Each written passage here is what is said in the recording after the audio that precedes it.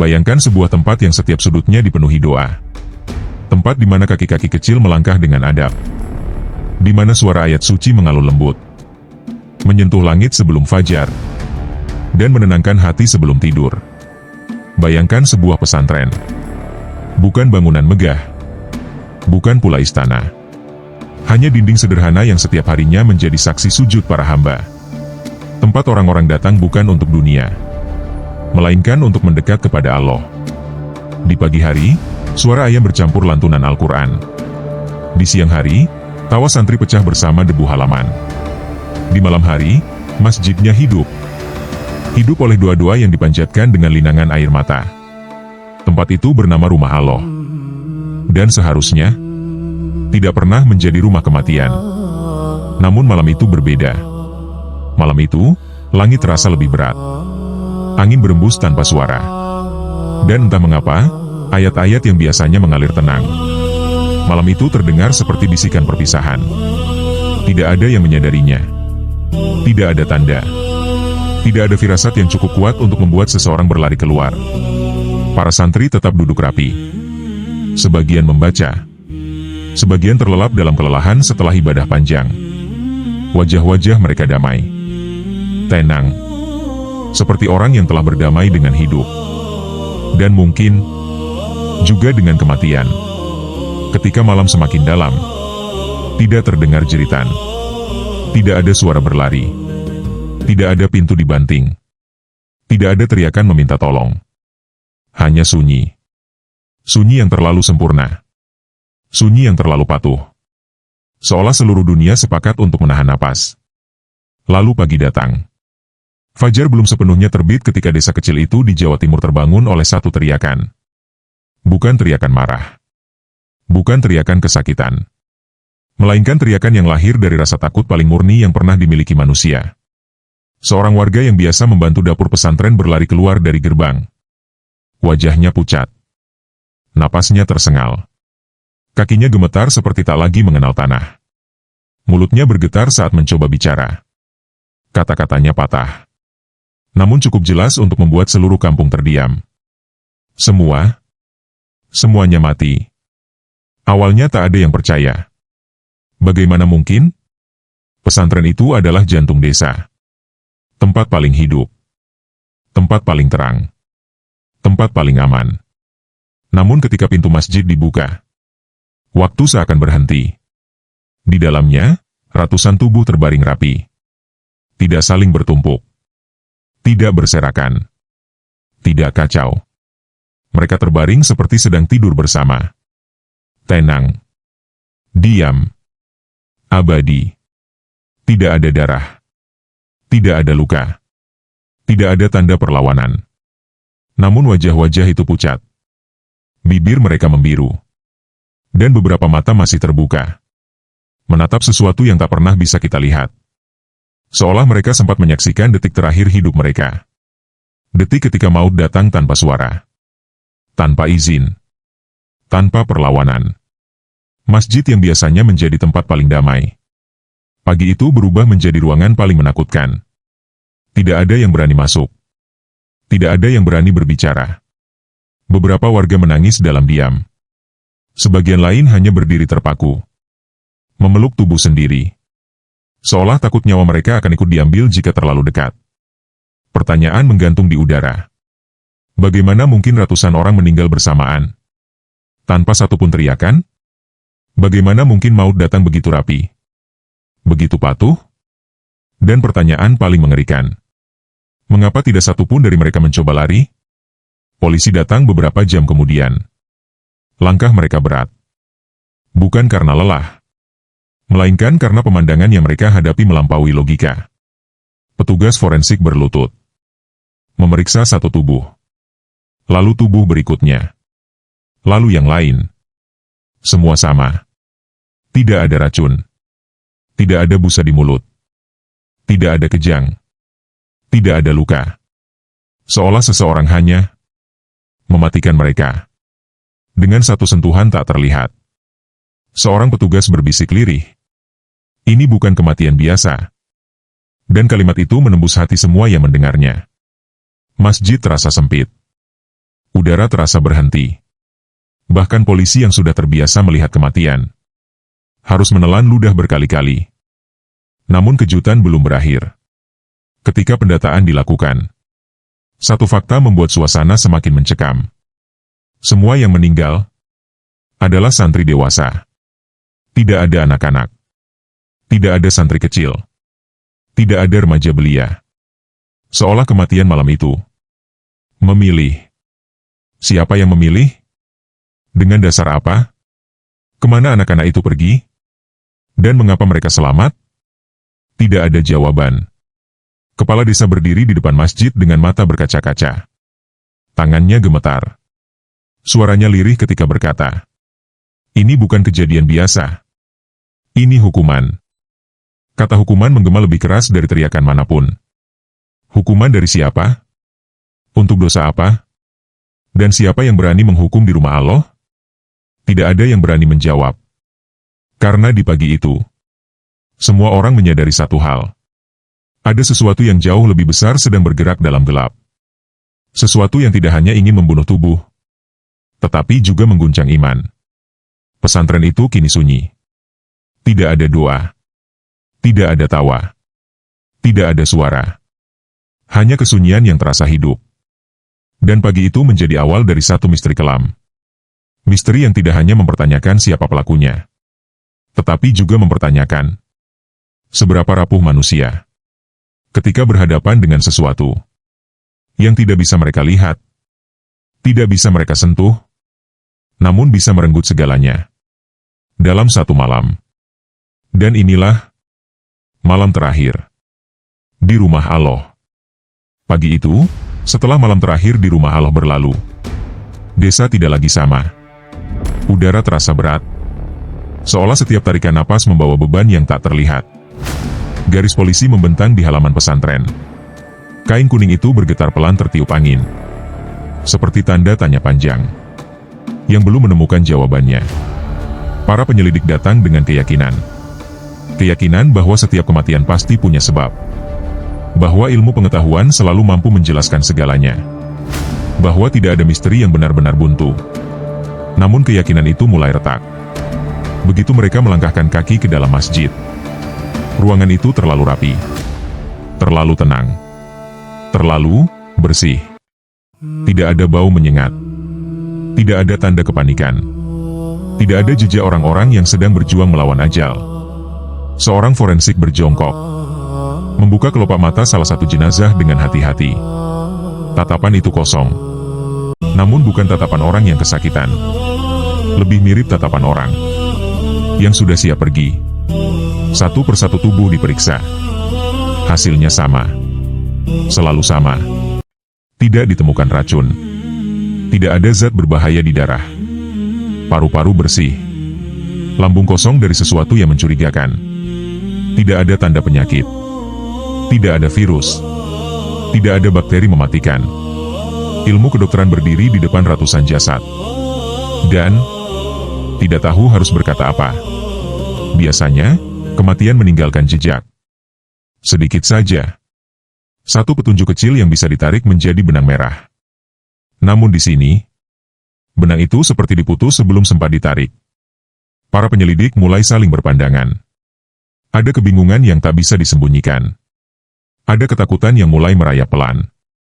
Karena ini bukan soal satu nyawa. Ini ratusan. Dan semuanya pergi dengan cara yang sama. Seorang polisi senior menarik napas panjang.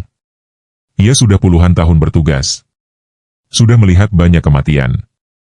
Namun pemandangan ini membuatnya merasa kecil. Seolah mereka dipanggil, gumamnya lirih. Lebih seperti berbicara pada dirinya sendiri daripada pada orang lain. Kata dipanggil itu terdengar sederhana, namun mengandung makna yang menyesakan. Karena jika benar mereka dipanggil, siapa yang memanggil? Dan dari mana panggilan itu datang? Penyelidikan berlanjut keluar masjid. Kamar-kamar santri diperiksa. Dapur diperiksa. Sumur diperiksa. Gudang diperiksa. Semua normal. Terlalu normal. Makanan yang dimasak malam itu masih tersisa. Tidak tercemar. Air bersih. Lingkungan bersih. Tidak ada satupun tanda bahwa kematian datang dari luar.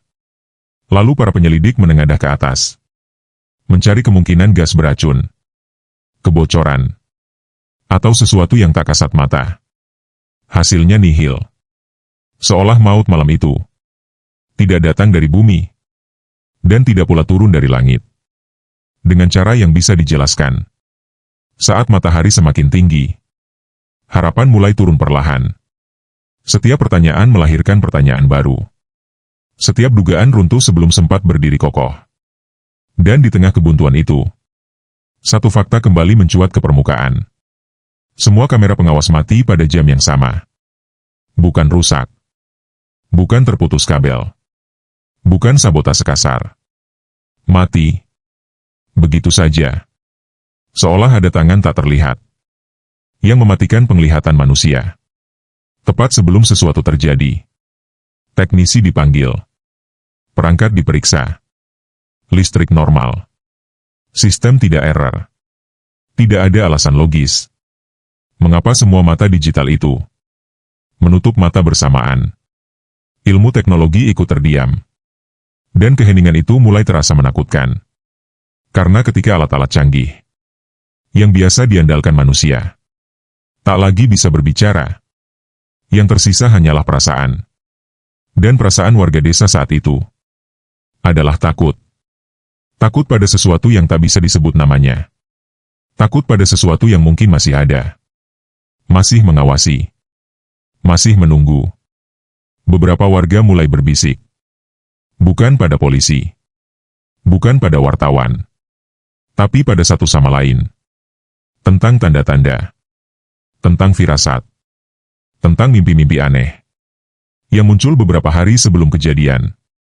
Namun semua itu terlalu samar untuk dicatat sebagai bukti. Ilmu pengetahuan tidak bekerja dengan firasat. Ia bekerja dengan data, dengan angka, dengan fakta yang bisa disentuh. Dan di tempat ini, fakta seolah menghilang.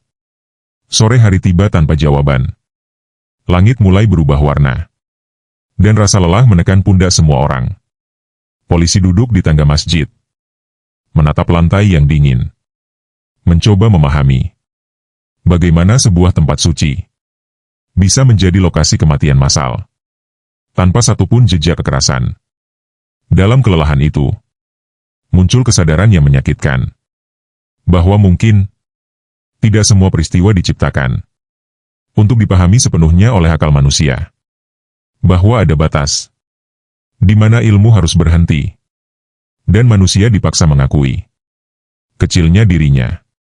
Seorang ustaz tua yang tinggal tak jauh dari pesantren datang mendekat.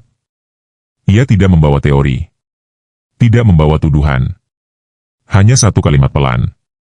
Ketika manusia terlalu yakin pada ilmunya, Allah kadang mengajarkan dengan cara yang membuat kita kembali menunduk. Kalimat itu tidak menjawab apapun. Namun entah mengapa, menenangkan. Karena di tengah kebuntuan, manusia tidak selalu membutuhkan jawaban. Kadang yang dibutuhkan hanyalah kesadaran bahwa tidak semua rahasia harus dibuka hari ini. Malam kembali turun. Lampu-lampu dinyalakan. Namun cahaya itu terasa pucat. Penyelidikan masih berjalan. Namun keyakinan mulai goyah. Karena di pesantren itu, ilmu pengetahuan telah mencoba segalanya. Dan untuk pertama kalinya, ia terpaksa mengakui kekalahannya. Bukan karena ia salah, tetapi karena ada hal-hal yang hanya bisa dipahami oleh hati yang berserah. Dan di titik itulah, misteri ini mulai berubah. Dari sekadar kasus kematian, menjadi ujian iman bagi semua yang terlibat. Di tengah kebuntuan penyelidikan, saat akal mulai menunduk dan ilmu memilih diam, sebuah cerita kecil perlahan muncul ke permukaan. Bukan cerita tentang kematian, melainkan tentang keluhan yang terlalu lama disimpan. Cerita itu datang dari seseorang yang sudah lama meninggalkan pesantren.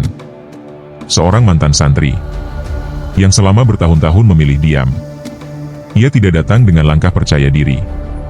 Matanya gelisah, Tangannya saling menggenggam, seolah memegang sesuatu yang berat dan rapuh. Suaranya pelan ketika mulai bicara. Bukan karena takut pada polisi, melainkan takut pada ingatan. Ada sesuatu yang dulu sering terjadi, ujarnya. Sesuatu yang kami anggap sepele. Ia bercerita tentang malam-malam panjang, ketika pengeras suara pesantren tak pernah benar-benar mati. Tentang lantunan ayat yang mengalun. Bahkan ketika sebagian orang di luar sedang berusaha memejamkan mata. Bagi para santri, itu adalah cahaya. Itu adalah pengingat. Itu adalah ibadah. Namun bagi sebagian warga di sekitar, suara itu perlahan berubah menjadi beban. Keluhan muncul. Pelan. Hampir tak terdengar. Awalnya hanya bisikan antar tetangga, lalu berubah menjadi desahan panjang setiap malam. Namun tak banyak yang berani bicara. Siapa yang berani mengeluh tentang suara Al-Quran? Siapa yang berani mengatakan bahwa ia terganggu oleh doa yang dipanjatkan orang lain? Keluhan itu akhirnya dipendam, disimpan rapat-rapat, bersama rasa kesal yang terus tumbuh.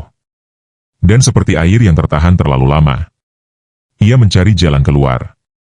Suatu hari, pesan keluhan itu sampai ke telinga pengurus pesantren.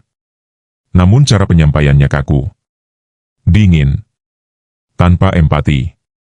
Bukan dialog yang terjadi, melainkan jarak.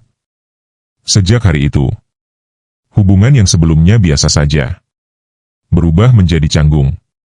Tidak ada pertengkaran, tidak ada bentakan, hanya diam yang makin lama makin tebal.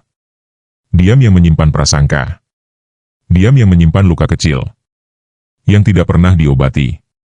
Mantan santri itu menarik napas panjang sebelum melanjutkan ceritanya. Ada satu orang, katanya, yang paling sering mengeluh. Namanya jarang disebut, karena orang-orang takut. Nama itu akhirnya terucap. Perempuan paruh baya. Warga lama desa itu. Dikenal pendiam. Jarang tersenyum. Tidak ada yang mencurigainya. Karena ia tidak pernah marah secara terbuka. Tidak pernah berteriak. Tidak pernah mengancam. Ia hanya diam. Namun di balik diamnya, tersimpan rasa tidak didengar. Rasa dianggap remeh. Rasa tersingkir oleh sesuatu yang dianggap lebih suci daripada keluhan manusia. Ia merasa hidupnya terganggu. Tidurnya rusak. Kesehatannya menurun.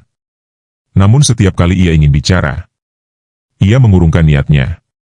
Takut dicap melawan agama. Takut disebut tidak beriman.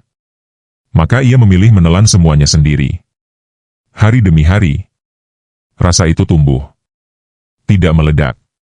Tidak juga hilang. Ia mengeras. Dan ketika hati mengeras, empati perlahan mati. Malam demi malam, suara doa yang sama terdengar seperti ejekan di telinganya. Bukan karena doa itu salah, melainkan karena hatinya sudah terlalu lelah untuk mendengar. Di titik itulah, keluhan sunyi berubah bentuk. Bukan lagi sekadar rasa terganggu, melainkan dendam kecil yang tidak pernah diberi nama. Dendam yang tidak disadari sebagai dendam, karena ia dibungkus dengan rasa lelah, rasa kecewa, dan perasaan tidak dianggap. Mantan santri itu terdiam sejenak. Matanya berkaca-kaca. Kami tidak pernah menyangka, ujarnya, bahwa sesuatu yang kami anggap remeh bisa tumbuh sejauh ini. Tidak ada bukti langsung. Tidak ada pengakuan. Namun potongan-potongan cerita mulai membentuk bayangan yang mengganggu. Bahwa tragedi besar tidak selalu lahir dari kebencian yang berteriak. Kadang ia lahir dari keluhan kecil yang terus dibiarkan sendiri. Polisi mencatat. Namun mereka juga tahu, cerita ini belum cukup untuk menjelaskan segalanya. Karena rasa kesal, sekuat apapun, tidak bisa membunuh ratusan orang dalam satu malam, tanpa meninggalkan jejak. Namun cerita ini menyingkap sesuatu yang lain. Sesuatu yang lebih halus, lebih berbahaya. bahwa kejahatan tidak selalu dimulai dengan niat jahat. Kadang ia dimulai dengan rasa tidak didengar, dengan dialog yang gagal, dengan empati yang absen. Dan ketika itu terjadi, sesuatu di dalam diri manusia mulai mencari pembenaran. Malam itu, ketika mantan santri itu pergi, desa kembali tenggelam dalam sunyi. Namun sunyi kali ini terasa berbeda. Bukan lagi sunyi yang damai, melainkan sunyi yang penuh pertanyaan. Apakah mungkin, di balik tragedi besar ini, ada luka-luka kecil yang tidak pernah diperhatikan? Apakah mungkin, ketika manusia terlalu sibuk, merasa paling benar, mereka lupa mendengar jeritan yang tidak bersuara? Dan jika benar demikian, maka tragedi ini bukan hanya tentang kematian. Ia adalah cermin. Cermin tentang bagaimana sikap kecil, kata-kata yang tidak terucap, dan keluhan yang diabaikan, perlahan bisa tumbuh menjadi sesuatu yang tidak lagi bisa dikendalikan. Darah memang tidak tumpah. Tidak ada luka yang terlihat. Namun luka itu nyata. Luka di hati manusia. Luka yang jika dibiarkan, bisa menjelma menjadi malapetaka. Dan saat malam kembali turun, desa itu mulai menyadari satu hal yang pahit. Bahwa kadang, yang paling berbahaya, bukanlah kebencian yang keras, melainkan dendam kecil, yang dibiarkan tumbuh dalam diam. Dan dari dendam kecil yang tumbuh dalam diam itu, penyelidikan akhirnya mengarah ke satu tempat, yang selama ini hanya disebut dengan bisikan. Sebuah kampung tua di pinggir desa. Kampung yang jarang didatangi. Kampung yang lebih sering dihindari. Warga menyebutnya kampung adat. Bukan karena bangunannya berbeda. Bukan karena letaknya terpencil. Melainkan karena aturan-aturannya tidak tertulis, namun ditaati dengan ketakutan. Ketika nama kampung itu disebut, beberapa warga langsung menunduk. Yang lain memilih diam. Seolah ada batas tak kasat mata yang tak boleh dilewati dengan kata-kata. Di sana, lain, ujar seorang warga pelan. Kalau masuk, jangan sembarangan bicara. Polisi mendengar itu dengan raut serius. Bagi mereka, tidak ada tempat yang kebal hukum. Namun mereka juga tahu, tidak semua ketakutan lahir dari hayalan. Sore itu, dua orang penyelidik berpakaian sipil memutuskan mendekat. Bukan sebagai polisi, melainkan sebagai tamu yang ingin bertanya. Langkah mereka terasa berat. Ketika memasuki gerbang kampung, udara di sana berbeda. Lebih dingin, lebih senyap. Rumah-rumah berdiri rapat. Warganya sedikit, dan hampir semuanya menatap tanpa ekspresi. Tidak ada senyum, tidak ada sapaan. Hanya mata yang mengamati. Dengan jarak yang tak ramah. Di tengah kampung, berdiri sebuah rumah kayu tua. Lebih besar dari yang lain. Lebih gelap. Lebih sunyi. Itu rumah tetua adat? Bisik seorang warga desa yang ikut mengantar. Namun langkahnya terhenti di situ. Ia tidak berani mendekat. Tetua adat itu dikenal sebagai orang yang dituakan, dihormati, didengarkan, dan ditakuti. Bukan karena kekayaannya, bukan pula karena jabatannya, melainkan karena keyakinan warga bahwa ia memiliki sesuatu yang tidak dimiliki orang lain. Istrinya jarang terlihat, namun setiap kali namanya disebut, nada suara warga berubah. Lebih pelan, lebih hati-hati. Konon, perempuan itu adalah penjaga adat, penjaga ritual, penjaga keseimbangan. Apapun arti keseimbangan itu, para penyelidik duduk di beranda rumah tetua adat. Mereka menunggu. Waktu berjalan lambat. Ketika akhirnya pintu dibuka, yang muncul bukan sosok menakutkan. Hanya lelaki tua dengan wajah datar. Suaranya tenang. Terlalu tenang. Ia mempersilakan masuk. Tidak ada keramahan berlebihan. Namun juga tidak ada penolakan. Percakapan berlangsung singkat.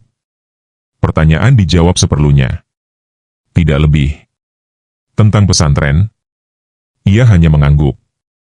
Banyak orang datang, katanya pelan. Tidak semua tahu cara menjaga keseimbangan. Kata keseimbangan kembali terdengar. Namun maknanya tetap kabur. Ketika ditanya soal ritual, tetua adat itu tersenyum tipis. Adat adalah warisan, ujarnya. Kalau dilanggar, ada akibatnya. Tidak ada ancaman dalam kata-kata itu. Namun ada sesuatu yang lebih dingin dari ancaman. Keyakinan. Penyelidik pulang dengan perasaan tidak nyaman. Tidak ada bukti. Tidak ada pengakuan. Namun ada aura yang sulit dijelaskan. Malam itu, mereka kembali ke pos. Namun tidur tidak datang. Karena di dalam kepala, terngiang satu pertanyaan. Sejak kapan manusia lebih takut melanggar adat daripada melanggar perintah Tuhan? Di desa itu, adat tidak lagi sekadar tradisi. Ia telah berubah menjadi hukum tak tertulis. Menjadi sesuatu yang tidak boleh dipertanyakan. Warga percaya, jika adat dilanggar, akan ada yang mengambil keseimbangan. Apa bentuknya? Tidak ada yang tahu pasti. Namun cerita-cerita lama cukup untuk membuat orang diam. Tentang penyakit misterius. Tentang kegagalan panen. Tentang kematian mendadak. Semua dikaitkan dengan satu hal. Adat. Dan ketika sesuatu terlalu lama dipercaya, tanpa pernah diuji dengan iman, ia perlahan berubah menjadi sesembahan baru. Bukan disembah dengan sujud, melainkan dengan rasa takut. Di malam-malam tertentu, lampu kampung adat dipadamkan. Warga dilarang keluar rumah. Tidak boleh bertanya. Tidak boleh mengintip. Katanya, ada ritual untuk menjaga keseimbangan desa. Dan anehnya, malam ketika pesantren itu sunyi, kampung adat juga gelap. Tidak ada yang berani memastikan. Tidak ada yang mau bersaksi. Karena di desa itu, berani bicara berarti berani menanggung akibat. Penyelidikan semakin rumit. Bukan karena kurangnya petunjuk, melainkan karena terlalu banyak ketakutan yang menutupinya. Ilmu hukum berhadapan dengan keyakinan lama. Dan keyakinan lama tidak bisa ditangkap dengan tangan. Seorang penyelidik muda duduk termenung. Ia berkata lirih kepada rekannya, bagaimana jika orang-orang ini tidak melakukan kejahatan, tetapi merasa sedang menjalankan kewajiban? Kalimat itu mengguncang. Karena jika kejahatan dilakukan atas nama menjaga keseimbangan, atas nama adat, atas nama warisan leluhur, maka pelakunya tidak akan merasa bersalah. Mereka justru merasa benar. Dan disitulah letak bahayanya. Ketika manusia meyakini bahwa sesuatu selain Tuhan berhak menentukan hidup dan mati, maka iman telah digeser perlahan. Tanpa disadari, pesantren yang dulu menjadi cahaya mungkin dianggap mengganggu keseimbangan itu. Bukan karena kesalahannya, melainkan karena kehadirannya. Mengingatkan manusia pada satu Tuhan yang esa. Dan bagi sebagian orang, itu terlalu terang. Malam kembali turun. Kampung ada tenggelam dalam gelap. Desa menahan napas. Di antara adat yang disucikan dan Tuhan yang seharusnya ditakuti, manusia terjebak di tengah. Tidak tahu lagi kepada siapa ia harus tunduk. Dan dari kegelapan itulah sesuatu yang lama tersembunyi mulai bergerak pelan, menunggu saat yang tepat untuk menampakkan dirinya. Dan dari kegelapan yang mulai bergerak itu, malam-malam desa tak lagi sama. Bukan karena suara, melainkan karena rasa. Rasa diawasi. Rasa tidak sendiri. Rasa seolah ada sesuatu yang berjalan pelan di antara dua-dua yang tak sempat selesai. Teror itu tidak datang dengan teriakan. Ia datang dengan mimpi. Malam pertama, seorang polisi terbangun dengan napas tersengal. Keringat dingin membasahi pelipisnya. Di kepalanya, terngiang suara tangisan. Bukan tangisan keras. Bukan jeritan ketakutan, melainkan tangisan pelan. Seperti seseorang yang sudah terlalu lama menangis, hingga tak punya tenaga untuk bersuara. Ia mengira itu hanya kelelahan. Namun malam berikutnya, mimpi itu kembali. Kali ini lebih jelas. Seorang perempuan muda berdiri di sudut masjid. Pakaiannya putih. Wajahnya pucat. Matanya basah. Ia tidak berbicara. Hanya menatap. Dan entah mengapa, tatapan itu terasa penuh penyesalan. Mimpi serupa dialami orang lain. Bukan hanya polisi, warga desa, petugas medis, bahkan seorang ustaz yang membantu doa. Semua melihat sosok yang sama. Perempuan muda. Wajahnya tenang namun sedih. Selalu muncul di tempat yang sama. Dan selalu menangis. Tidak ada ancaman dalam mimpinya. Tidak ada kemarahan. Hanya kesedihan yang dalam. Kesedihan yang menembus dada. Begitu mereka terbangun, seolah tangisan itu tidak ingin menakut-nakuti. Ia hanya ingin didengar. Malam demi malam berlalu. Tidur menjadi sesuatu yang dihindari. Karena justru dalam tidur, teror itu datang. Dan perlahan, orang-orang mulai menyadari satu hal. Ini bukan teror biasa. Ini bukan gangguan. Ini adalah pesan. Pada malam ketujuh, seorang polisi senior memutuskan berdoa sendirian di masjid. Bukan sebagai petugas, melainkan sebagai manusia yang lelah.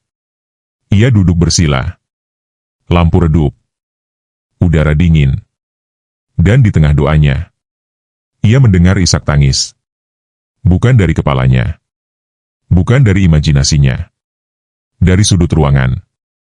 Ketika ia menoleh, sosok itu ada di sana. Tidak melayang. Tidak menakutkan. Hanya berdiri.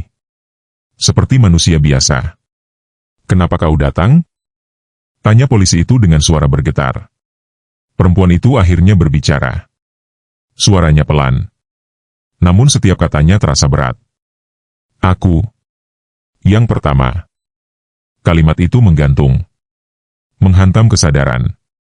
Ia mengaku sebagai santri. Datang dengan niat belajar. Dengan iman yang polos. Dengan hati yang ingin dekat pada Tuhan. Namun malam itu, ia tidak meninggal bersama yang lain. Ia meninggal lebih dulu. Jauh sebelum tragedi besar terjadi. Ia bercerita tentang malam sunyi. Tentang panggilan palsu. Tentang ritual yang tidak ia pahami. Tentang tubuhnya yang melemah. Tanpa rasa sakit. Ia tidak berteriak. Karena tidak sempat. Dan ketika nyawanya pergi, tidak ada yang tahu. Tidak ada yang mencari. Ia menjadi korban pertama. Yang kematiannya disembunyikan. Dibungkam. Dihapus seolah tak pernah ada. Air mata polisi itu jatuh. Bukan karena takut. Melainkan karena rasa bersalah. "Kenapa kau datang kepadaku?" tanyanya lirih. Perempuan itu menunduk. Tangisnya semakin pelan. "Karena aku tidak didengar. Ketika masih hidup. Dan aku takut mereka juga tidak akan didengar." Mereka, yang ia maksud, adalah ratusan jiwa yang menyusul setelahnya. Ia tidak datang untuk balas dendam. Ia tidak meminta keadilan dunia. Ia hanya ingin satu hal. Kebenaran. Agar kematian mereka tidak dianggap kebetulan. Agar doa-doa mereka tidak sia-sia. Setelah malam itu, sosok perempuan itu tidak lagi muncul dalam mimpi.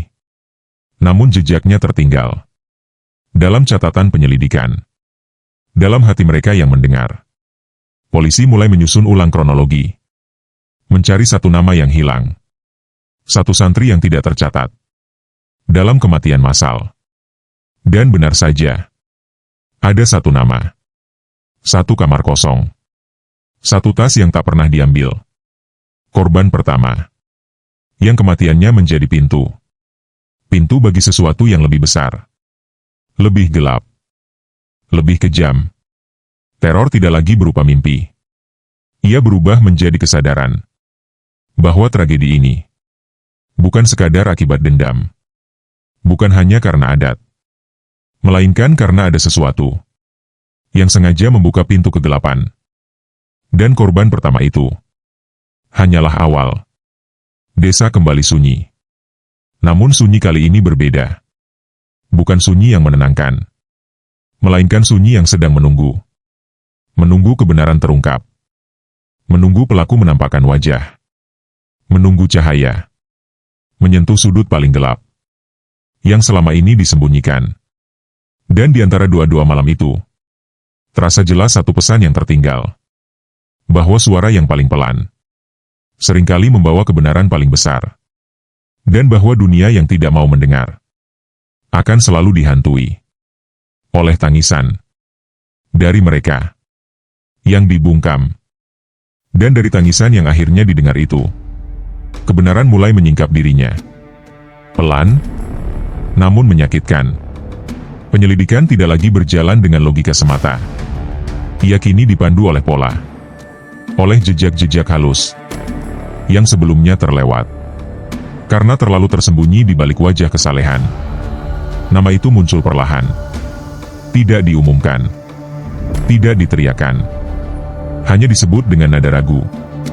Ustaz Rahman, seorang tokoh yang selama ini berdiri di barisan depan, imam sholat, pemberi nasihat, orang yang suaranya paling sering didengar. Ketika orang lain memilih diam, tidak ada yang mencurigainya. Karena bagaimana mungkin seseorang yang mengajarkan tauhid menjadi pintu kegelapan? Namun justru disitulah kebenaran sering bersembunyi. Ustaz Rahman dikenal sangat taat. Terlalu taat, kata sebagian orang. Ibadahnya panjang, doanya indah, kata-katanya lembut. Namun ada satu hal yang baru disadari setelah semuanya terjadi. Ia tidak pernah suka dibantah. Nasihatnya harus diterima. Tafsirnya tidak boleh dipertanyakan. Dan ketika ada yang berbeda pendapat, ia menyebutnya sebagai orang yang belum paham. Pelan-pelan, tanpa disadari, ia tidak lagi mengajak orang mendekat kepada Tuhan. Ia mengajak orang mendekat kepada dirinya. Penyelidik menemukan catatan lama. Buku kecil berisi tulisan tangan. Bukan ayat, bukan tafsir, melainkan perhitungan hari, waktu, dan istilah-istilah yang tidak dikenal.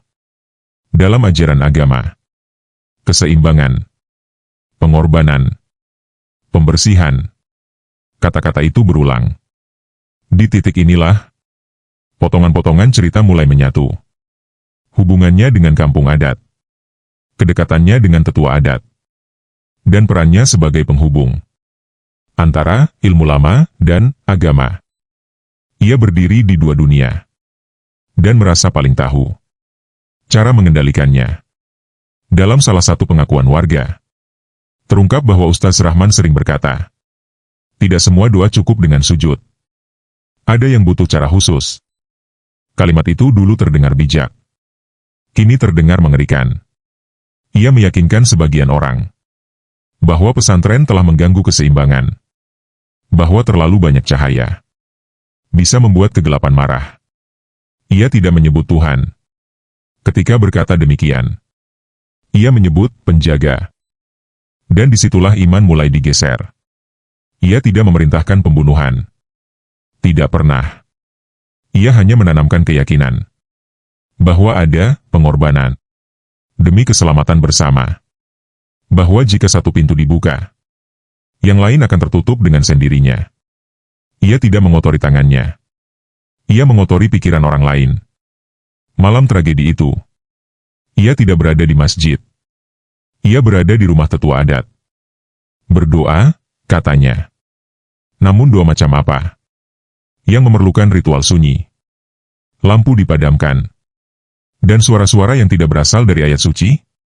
Ketika Ustaz Rahman akhirnya dihadapkan dengan semua temuan itu, ia tidak marah. Ia tidak menyangkal. Ia tersenyum. Senyum orang yang yakin bahwa dirinya sedang melakukan hal benar. Kalian tidak mengerti? Katanya tenang.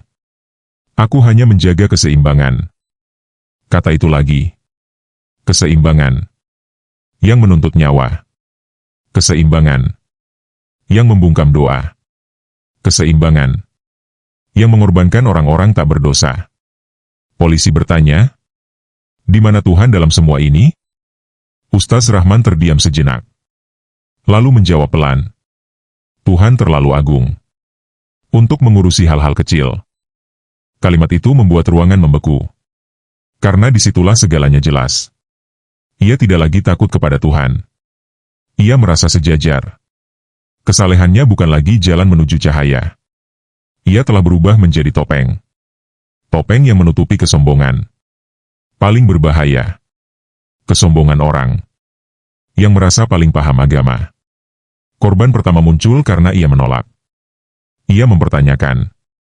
Ia tidak mau ikut ritual. Dan bagi orang yang haus kendali, pertanyaan adalah ancaman. Kematian massal bukan tujuan utama. Ia adalah akibat. Akibat dari keyakinan yang menyimpang.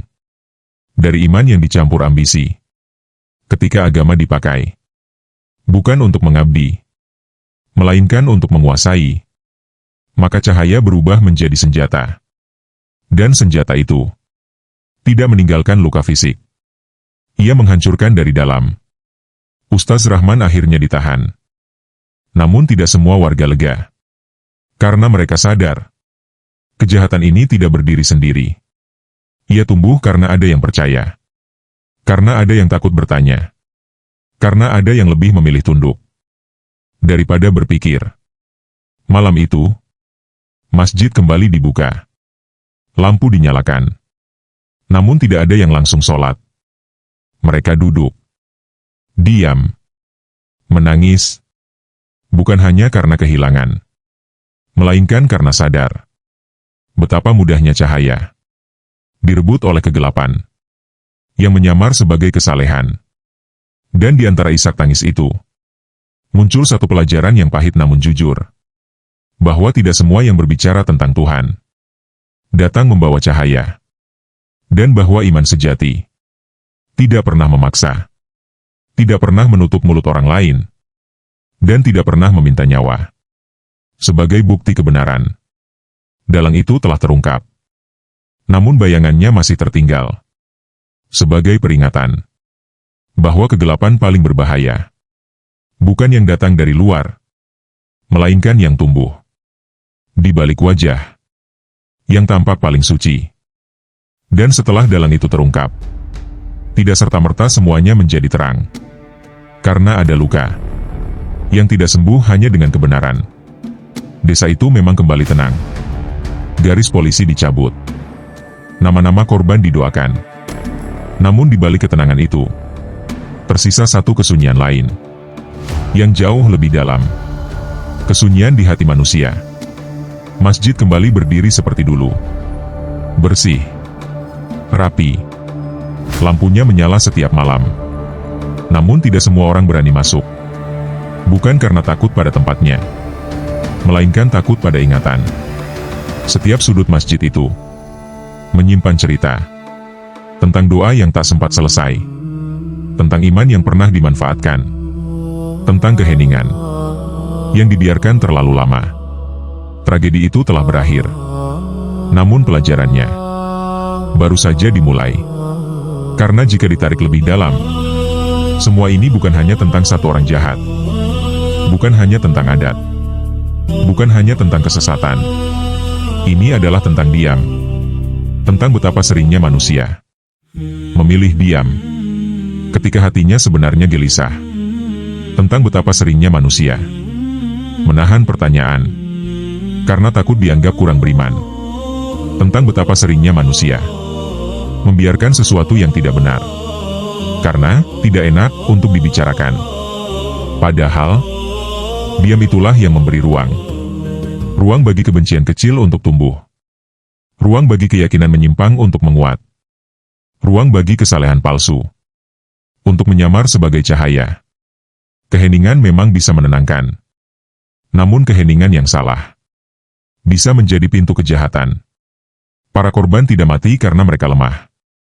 Mereka mati karena terlalu percaya terlalu patuh, terlalu yakin bahwa semua yang berbicara atas nama Tuhan pasti benar. Dan mungkin itulah ujian iman yang sesungguhnya. Bukan tentang seberapa sering kita bersujud, bukan tentang seberapa indah doa kita, melainkan tentang apakah kita masih berani berpikir jernih tanpa kehilangan rendah hati, tentang apakah kita masih mau mendengar suara-suara kecil yang sering kita abaikan. Karena kebenaran tidak selalu datang dengan suara lantang. Kadang ia datang sebagai bisikan hati yang terasa tidak nyaman. Dan ketika bisikan itu kita bungkam, kita sedang menunda kebenaran.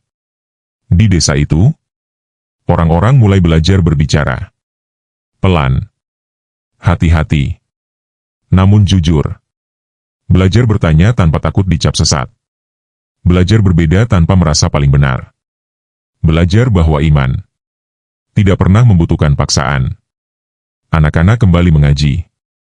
Namun kini, para guru lebih sering mengingatkan satu hal sederhana. Jika suatu hari kalian merasa ragu, bertanyalah. Jangan pendam. Kalimat itu mungkin terdengar biasa. Namun ia lahir dari tragedi besar. Karena mereka telah belajar bahwa kejahatan paling berbahaya bukan yang berteriak, melainkan yang dibiarkan tumbuh. Dalam diam, kita sering mengira bahwa yang membunuh adalah kebencian. Padahal seringkali, yang membunuh adalah ketakutan untuk bersuara. Takut kehilangan kenyamanan. Takut dianggap berbeda. Takut melawan arus. Namun sejarah dan kisah ini mengajarkan satu hal yang pahit namun penting. Diam bukan selalu tanda kesabaran. Kadang, ia adalah bentuk pengkhianatan terhadap nurani. Dan iman sejati tidak pernah meminta kita membutakan hati. Ia justru meminta kita menjaganya, agar tidak mudah dikendalikan, agar tidak mudah disesatkan, agar tidak mudah mengorbankan kemanusiaan atas nama apapun. Malam terakhir di rumah Allah itu akan selalu menjadi pengingat bahwa cahaya bisa padam, bukan karena kurangnya doa, tetapi karena doa kehilangan kejujuran. Dan semoga kita tidak pernah menjadi bagian dari mereka yang tahu ada yang salah, namun memilih diam. Karena ketika diam lebih berbahaya dari kejahatan, maka berbicara dengan hati yang lurus adalah bentuk ibadah.